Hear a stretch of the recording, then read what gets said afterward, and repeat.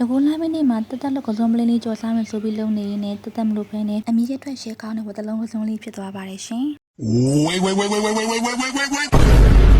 ပထမဦးစွာဂျင်းကျက်သွန်ဖြူကောမုံနဲ့ကြက်ဥကားထည့်ပြီးကြိတ်ထားတဲ့ဝတ်သားကိုအနေတော်လေးလုံပြီးကြော်ပါမယ်ဝတ်တလုံးလေးတွေရှင်းယူအောင်တန်းလာရင်တော့ဆဲပေးပြီးရောကျက်သွန်ဖြူနဲ့ငူသီးလေးထည့်ပြီးစီသက်ပါမယ်အရောင်လေးပြောင်းပြီးရောအနံလေးမွေးလာရင်တော့ဝတ်တလုံးလေးတွေထည့်ပါမယ်